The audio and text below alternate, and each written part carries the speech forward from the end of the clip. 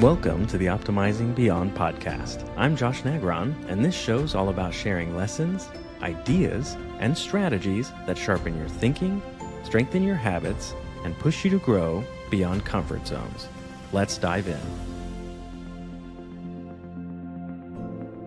Today, I've got with me a dear friend of mine named Trae Frisbee. This guy has been a huge part of my fitness, nutrition, and health journey for many years now. And I knew I wanted to get him on the show because when I think optimize and somebody that's helped me over the years, it's been Trae. So Trae, tell us a little bit about yourself. Man, so my name's Trey, figuring out life and want to help as many people as I can on the way through it. So no, I appreciate you saying that about me, and you and Ashley both have been great mentors to myself and Ailey as well. So I appreciate that. Absolutely, man. That's how we do it, in community. That's why we talk about who's in your circles is one of the most important things in life. So yeah, absolutely. Honored to have you as a part of my team, in my opinion. Appreciate that. Yeah, boy. So Trae, share with us a little bit growing up, because I find that typically for people who have a lot of discipline or have things that transcend, even especially decades of their life, missions and things that they're passionate about. Typically, there's things that go way back that are sources of fuel and inspiration for those kinds of things. Can you tell us like your top things as to why this is kind of the field that you're so passionate about? Yeah, for sure. So I grew up playing sports like very early in life. Yeah, Um, this I guy's a think natural athlete, folks. Like this guy can catch anything from anywhere, not even looking. Like it's infuriating, really. I got to keep that under wraps. I can't let everybody know. Oh, that's right. Uh, My bad, my bad. I think the first toy that I had when I was a kid was like a ball. I think my dad still has it at his house today. I found it the other day whenever I was up there. So always doing stuff like that. You name it: baseball, soccer, basketball, anything that I could do that had a ball in it. I was all for it. Grew up early playing that. And I think sports really just kind of set a lot of the disciplines that I have now from a young age. A lot of great coaches, the kids that I was in sports with, like all of them hard workers. The town that I grew up in from junior high to high school, there was a park within walking distance from our house, and a bunch of friends lived close to that. So, I mean, just we didn't know it, but we were disciplining ourselves at that young age to go work on these things. My parents were amazing at, hey, yes, you can go do this, but you need to make sure we've got homework done. Hey, you got to be here to eat. Hey, you got to just all the little things that I didn't know was installing discipline in me from a young age just kind of really is carried over. And the more that I become more disciplined with myself, the more I'm like, man, they really had me doing that right when I was younger. Sports like crazy. Led to tons of injuries with sports. I have had something called Osgood-Slaughters in my knees. Basically, I hit a growth spurt and my tendons couldn't keep up with my bones growing. So my patella tendon was ripping off the bone as I got older. Tons of yeah, I know it sounds grosser than what it really was, but it looked like I had a second kneecap on there. So Yeah. it very painful at that age. It doesn't bother me nearly as much now. Still some sensitivity and things like that, which just from me learning how to be disciplined and not taking care of myself at a young age. No, the sports injuries and my parents, man, like it was the golden trifecta, really. So from the injury perspective, I mean that's what can stop so many people. So how in such a young age did you not just quit? I mean, you're like, you know what? I think band is cool. Let's just do that.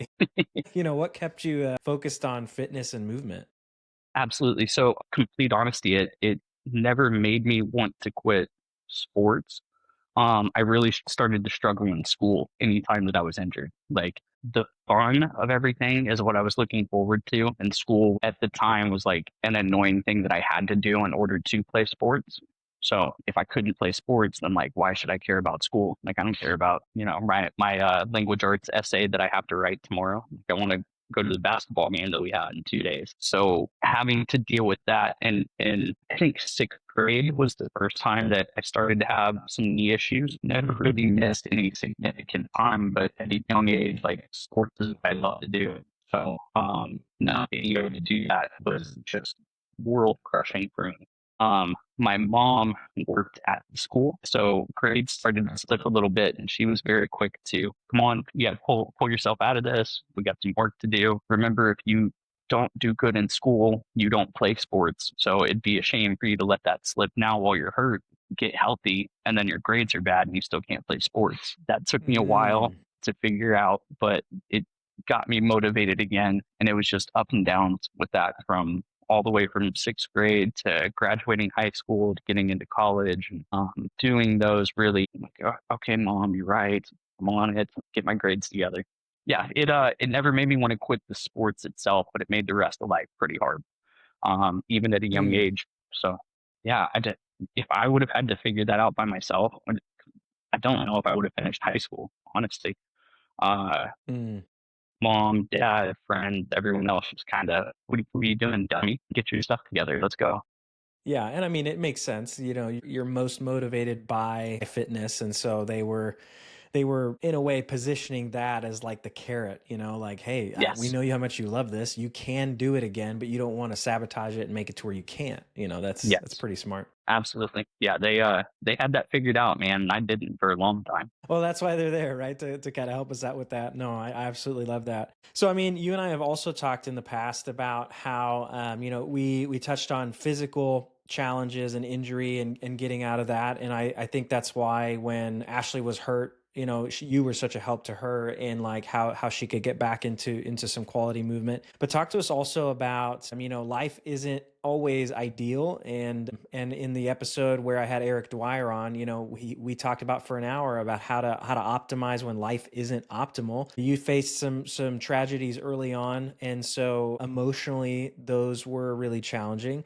And so how did you handle not losing your priority of health and fitness and movement in those darker times? The community that was around me kept me going straight. So my freshman year of high school, my mom ended up passing away from breast cancer, once brain cancer. So ignoring like my own injuries and things that I have, her passing away really, really hit me hard. It was right at the beginning of our basketball season, and basketball was like the number one sport that I loved to play. She liked to come watch my games. My dad was always at all the games. So as she got sicker, she had to miss games and practices and things like that. But she passed away 3 days before my first high school basketball game. Mm, That hit me like a ton of bricks. But like at her funeral, visitation, everything like that, uh, the whole basketball team came through. Like I was just some freshman high school punk kid, I didn't know anything, but coach made it a point for the whole team to come through, pick me up, uh, make sure I kept my head up, kept my head on straight, and got through everything. mm, I think, like, complete honesty, I think I went back to school too soon. I don't think I took time for myself to kind of process and grieve. Um, and I don't, like, if I take a step back, I don't know if I was there for my dad as much as he was there for me. Like I was saying, it was 3 days before that first game. So the day before, 2 days after my mom had passed, I'm begging my dad I have to go to school because if I don't go to school, I can't go to this game.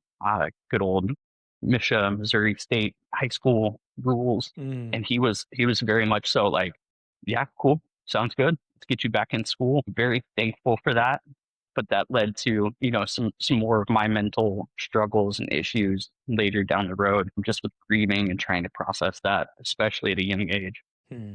The team, the coaches, my dad, all my friends, everyone's just kind of kept me moving the right direction. Focus, get through each day. They were there if I needed somebody to talk to, process, anything like that. Really, they were great. So that's why I am a really big person about you're going to be as good as the people you hang out with. I want to surround myself with as many successful, positive, like-minded individuals as I can. The more people that I know that way, the more comfortable I feel in my own skin. People that challenge me and push me, like that's just what I want. So the community and the group that you have closest to you. I mean, I think that's definitely what kept me moving that right direction. Hmm. No, that makes total sense. You talked about the impact of coaches in your life. A lot of people in this area, they know you as Coach Trey. And so, what led to your transformation and transition from just a normal athlete to the guy who is now that coach for others and can be that role model, that influence, and that guidance? Yeah. I'm not 100% sure. I liked in my younger age, like now that I'm older and can think about it, I liked being someone that could step up under pressure. I could help others. Every sport that I played was a team sport, so I didn't mind being the one to, hey, I'll go first. Like I can, whatever we're doing, let me lead, let me go, stuff like that. So I think that kind of transitioned into getting into college. Not many high level college programs are looking for a 5'6" kid that can't jump and dunk, and you're only going to go so far in sports that way. So realizing that, okay, hey, I'm done with my own team sports. I need to find something different. That led me to CrossFit. Getting into that was great because I felt like I was back at sports practice, working real hard, Mm. sweating in the trenches with a group of people that were all trying to accomplish the same goal of finish that workout, get healthier, get fitter, all of that good stuff. So that was really cool having that. In finding CrossFit, the coaches that we had there, I was like, man, these guys show up every day and they're not training pro athletes. They're not like coaching. I always thought as somebody trying to level everyone up in a sport to make it as high as you can. Seeing Mm. someone coach just your average person to, I want you to show up every day. Hey, I want you to, your goal is to lose the 10 pounds. Like, how can I help you lose that 10 pounds as quick as possible? Like, see them, coach them in life in that perspective was kind of like that light bulb moment for me of, oh, there's more to this than just sports itself. Like, this is a full life thing. So that was the Mm. first real aha, not Kid Trey moment, trying to figure out life a little bit. Very thankful to grew up in a small town. College town I went to was a small town. I got into personal training. You need a certification to do some personal training, just at like the local community center. I didn't know any Mm. other form of fitness besides CrossFit, so I was like, well, let's go get my CrossFit level one. Found out that was $1,000 to get. Young 19-year-old Trey did not have $1,000 by Yeah, any means wow. to go do something like that. The coach that was at the CrossFit gym, also the owner, still a really good friend. His name is Alan. He said, hey, if you're going to go get this, we'll pay for half of it. If you can come up with the other half, Mm. you'll coach and pay that back. Once you pay that back, then I can start paying you for it. I was like, yeah, cool. Sounds great. So I think I found a course that was within the state of Missouri in like 2 weeks, and basically sat down with my dad and was like, hey, can I have $500? He goes, excuse me, what? For what? So had to kind of run him through, this is what I got going on. This is how quick this is coming up. Like, whatever you need, help on the farm, whatever I can do, like I'm here for it. And my dad has installed a ton of great personal traits in me. He saw a dream, he could help out. He helped out, and I'm still to this day very thankful for that. I think if Mm. that would have been drug out for another few weeks, few months of me trying to crunch pennies and save some money and wait on that, I don't know if I would have stuck with it. I got a squirrel Mm. brain, so I think I would have, no, let's go do this over here instead of that. I think I would have just kept jumping around trying to figure that out. Both of them helped me out, got my level one. The first class that I got to get in front of, and, hey, here's your workout. Here's the warm up we're going to do. Everybody get together. Let's warm up. That first class where I really got to lead people, I was, oh man, I left that day with the biggest smile on my face. I was, hey, that felt good. That was fun. I can't remember if I was 19 or 20 at that time, but that was like pure joy to me. Mm. Worked really hard at that, and thankfully Alan was very, very gracious at letting me have as many classes as I could handle. I think I was coaching like sometimes 3 to 4 classes a day, 3 to 5 times a week. It felt like I was trying to be there just as much as he was. And he owned the place, man. He was there. He was the one that unlocked the doors. He was the one that locked the doors when we left. I was trying to coach that first class. I wanted to coach the last class. I wanted the one in the middle as much as I could. I was, hey, like this is my thing. I found this. started sophomore year of college. That's when I started coaching. And then my brother ended up passing away in a car crash in October of 20, man, I don't even remember what year now. It was 2016, maybe 2015, Mm, something like that. But that was right at that start, sophomore year of college, really starting to coach more and do more. Um, and losing him, man, hit me like a ton of bricks. I was living with him and his wife and their 3 kids while I went to college. My dad still hadn't retired from his full-time job yet, so he was living in another town, doing his thing, just making it through each day. Losing him definitely, like, I stepped back from everything for a while. I think I missed like 2 weeks of school. I probably didn't set foot back in that gym for about a month. I mm, kind of quit doing some CrossFit. I was doing like bodybuilding pro type of list just at that local community center. And I was waking up and eating and taking a nap and eat again and go back to sleep for the day. And it was that was very much so as depressed as I had been probably ever. So was mm, still living with Laura, my brother's wife, was still living with them and their kids. So I was just trying to, hey, if I can run kids to school or help pick them up or whatever I could do. I wanted to be there to help. Family comes first always. So trying to help them, trying to help myself. The community at that CrossFit gym pulled me out of that. Um, Back to what I was mm, saying before, the people that you hang out with, the people that I was closest to, whether it be text messages, whether it be them calling me in the middle of the day, you name it, man, they were reaching out. If they saw me, it was a small town. So usually always run into somebody that I know somewhere, even if it was gentle nudges out in public of, hey, man, I hope things are going good. Hope to see you at the gym soon. Like pulled me back out of that. Yeah. So I think that those timelines of things and the communities that was with really made me just want to invest in them as much as I possibly could.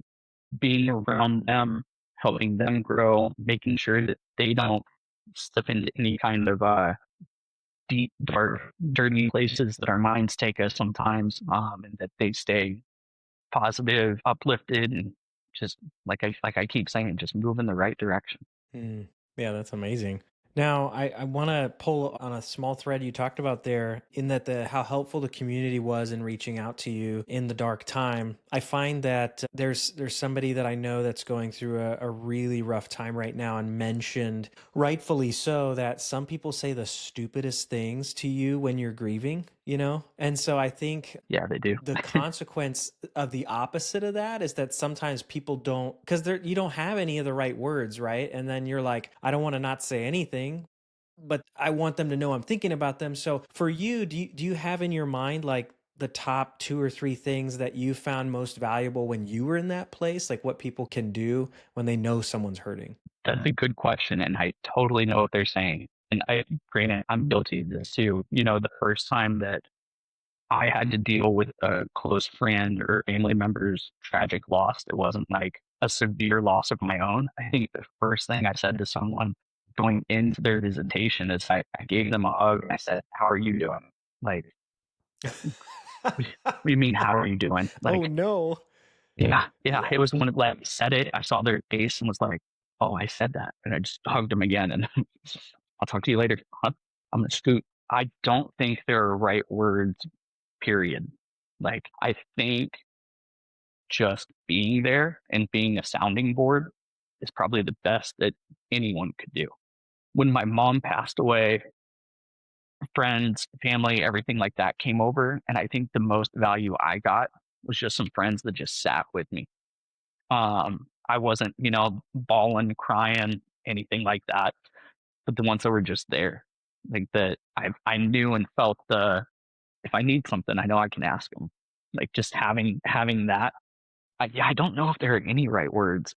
Period. There's no words that I can remember hearing in either one of those times that were that felt good. I think it was just the continuous efforts, even if there were some that you were like, why would you say that? But the fact that they kept trying or kept saying something, um, I, Yeah. I think those were the biggest things, really. No, that's super powerful. It is absolutely, and I know that I'm guilty too of But like I was saying, somebody that's dealing with something or going through something, having words, just period. I think that I'm very much so a let me show up and show you that I care.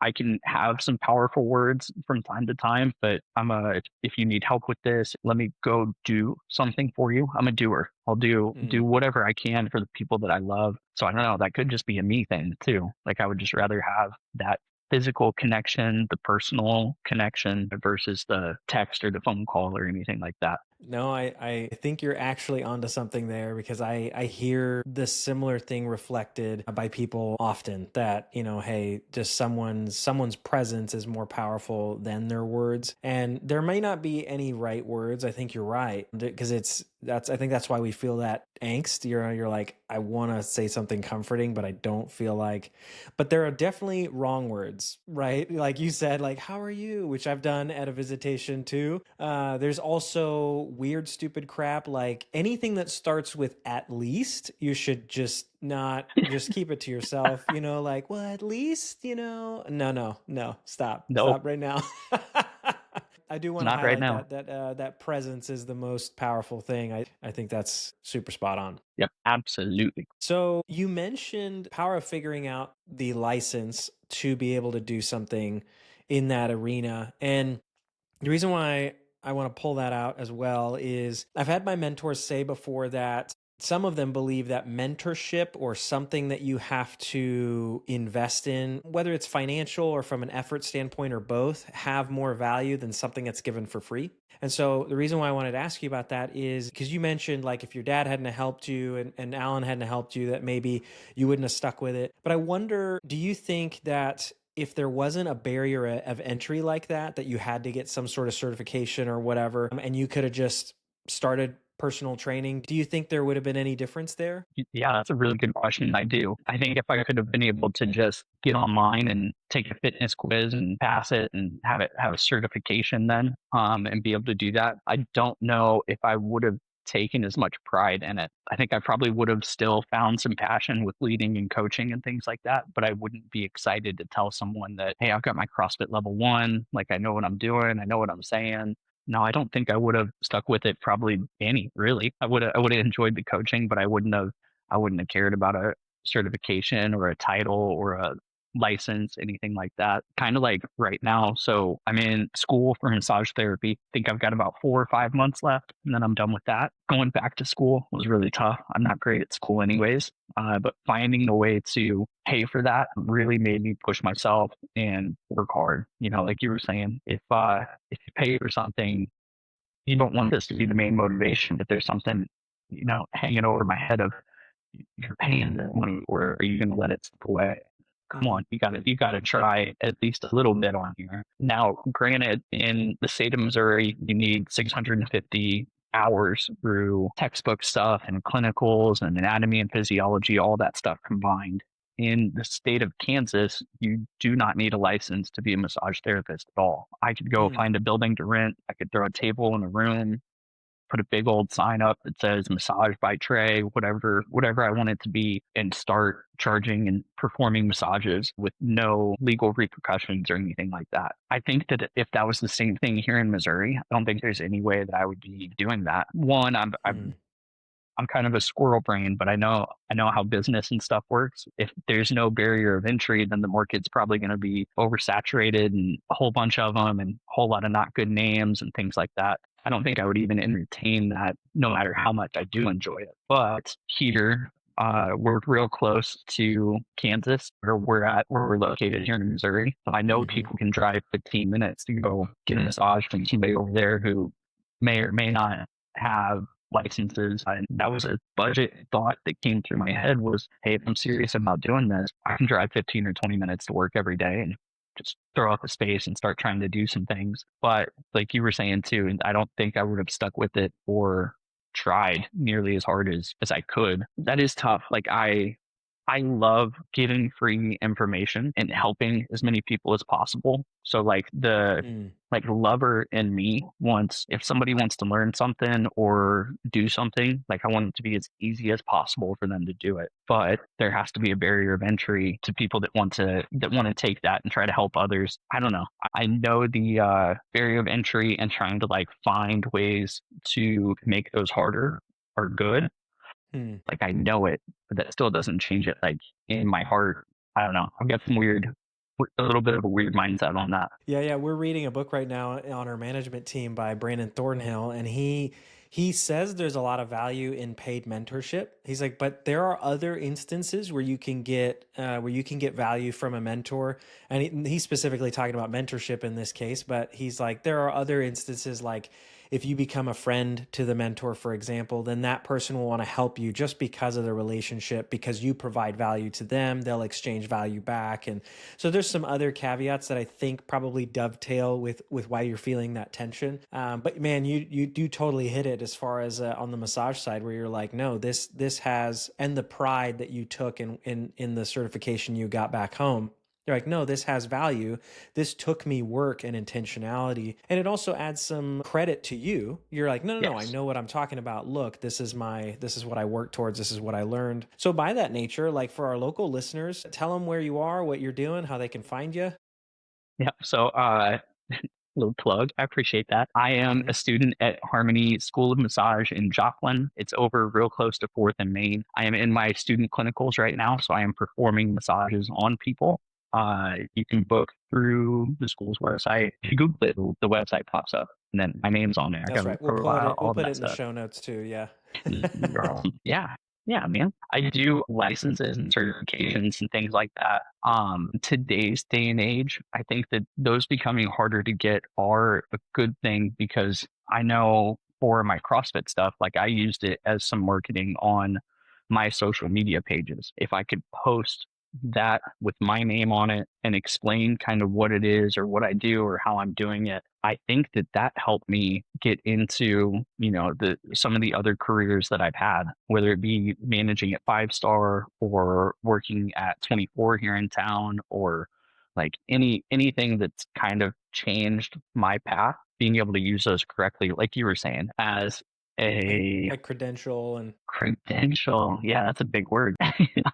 As a credential to, hey, look, I know what I'm talking about, and here's proof. Like, here, I have this because I need that. I need help with that. right, right. So Trey, obviously, you've been in the movement space for a long time. I love that you're getting into the massage space now because you're able to help athletes that were like you to move better. So it's just another dimension of what you're passionate about, which is super super cool to see you do. To be honest, from my perspective, and so I think people get overwhelmed. We talk about the all or nothing mentality a lot. How people are like, well, I want to get fit, I have to start moving, and then they start thinking in a frenzy of all the things that they have to do, and they make these drastic goals, overwhelm Mhm. themselves, they can't follow through, then they just stop. So what is you've been doing this a really long time. For someone who's knows they need to get off the couch, knows they need to get their health in check, but they don't know what to do, what are some of your rapid fire things that you're like, try this, try that? What are Yeah. things you say? In doing personal training, the number one thing that we saw with people is even though you're trying to lose weight, I guarantee you're under eating. Say that again. What was that? What? Yeah, exactly. Even though you're trying to lose weight, I can guarantee you you're under eating. Now, the FDA, everything like that is all talking about protein. You can't walk around Walmart in any aisle without seeing something with protein on it. Pop Tarts even came out with a protein Pop Tart because they're, oh, hey, we're super deficient in this. Maybe we should eat more of it. Nice. About time. Here we go. Um, Man, the nutrition is probably the number one thing. And most everyone, I never, ever, ever talked about taking food away. We added more food to what they were eating already. It was, Mm, hey, we're going to get a protein shake in a day. I don't care what else you eat. Protein helps you feel fuller longer, whether it be a shake, eating a steak, having a hamburger, whatever it may be. Just protein, it can just make you feel full. So that was probably the number one thing that I talked to people about was that. Other than that was movement. What do you do at work? Do you sit at a desk all day? How hard would it be for you to walk for 5, 10 minutes total in a day? Whether that be send Mm, whatever document you're doing, get up, walk to the bathroom, come back, do that 3 or 4 times, anything just to get people up.